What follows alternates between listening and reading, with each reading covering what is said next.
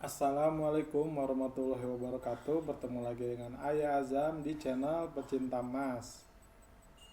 Saya akan mencoba menjelaskan perbedaan antara menabung uang di bank dengan menabung emas.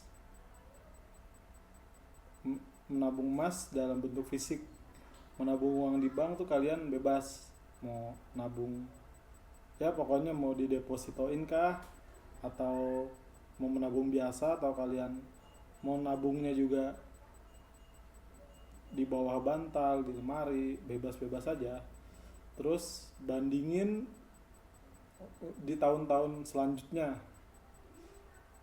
lebih untung mana antara menabung emas dengan menabung dalam bentuk rupiah.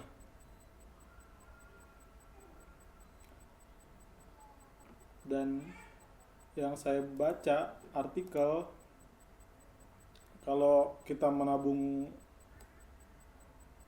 dalam bentuk rupiah itu di bank, atau dengan yang kita kenal dengan istilah deposito, atau menaruh sejumlah uang dalam jangka waktu tertentu dengan minimal sekian sekian juta gitu, baru bisa lakukan deposit karena ada minimalnya. Terus yang kedua, ada jangka waktu simpanan.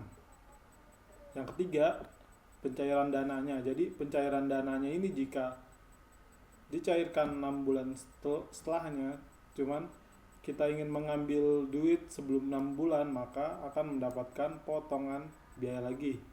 Terus yang keempat, ada bunga deposito. Bunga deposito ini bisa disebut dengan riba juga sih, karena setelah kita taruh uang di bank, kita tuh akan mendapatkan beberapa persennya. Itu sih yang disebut riba. Terus yang kelima, resiko rendah. Tapi nggak juga, karena ada beberapa nasabah yang mereka ingin mengambil uangnya namun tidak bisa. Terus deposito sebagai jaminan.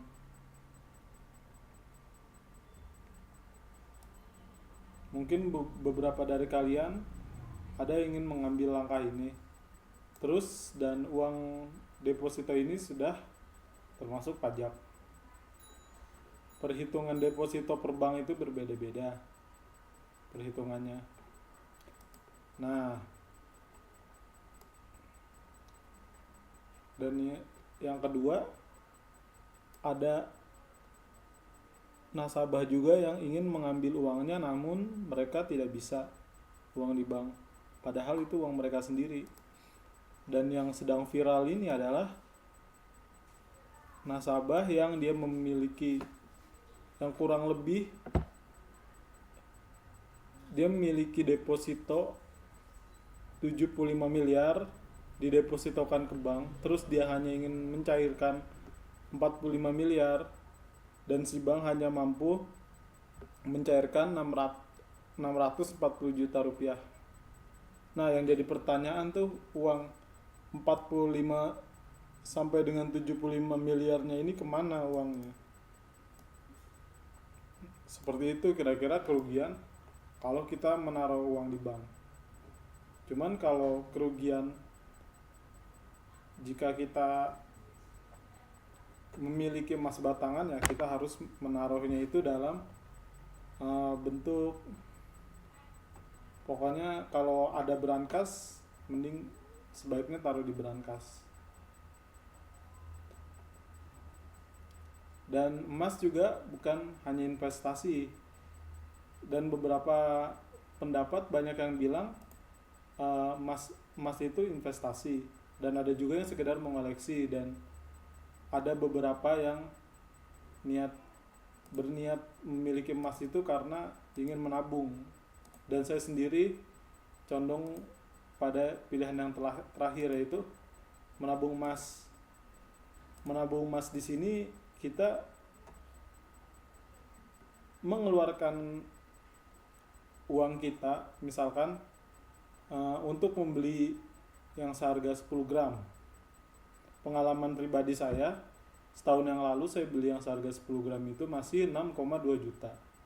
Cuman kalau di harga yang sekarang di tahun ini, yang 10 gram itu harganya sudah 8,5 juta. Otomatis secara nggak langsung saya sudah mendapatkan keuntungan sebesar hampir 2,2 juta, 2,2 atau 2,3. Dan harga emas yang di sini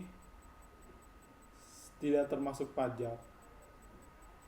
Jadi di akhir videonya di deskripsi saya akan menampilkan harga emas mulai dari yang setengah gram, 1 gram, 2 gram, 3 gram, 5 gram, 10 gram, 25 gram, 50 gram, 100 gram, 250 gram, dan yang tertinggi itu emas antam punya itu setengah kilogram dan 100 gram.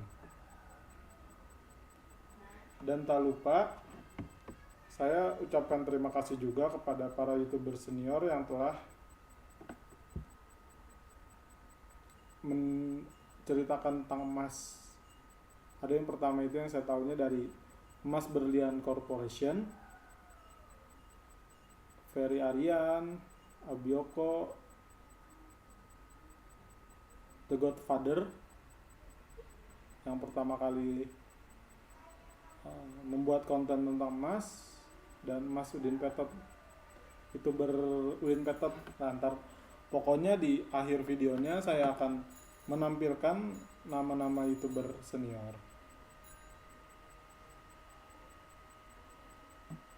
Kurang lebih segitu, kurang lebih cukup sekian yang dapat saya sampaikan. Kurang lebihnya mohon maaf jika ada salah-salah kata. Wassalamualaikum warahmatullahi wabarakatuh.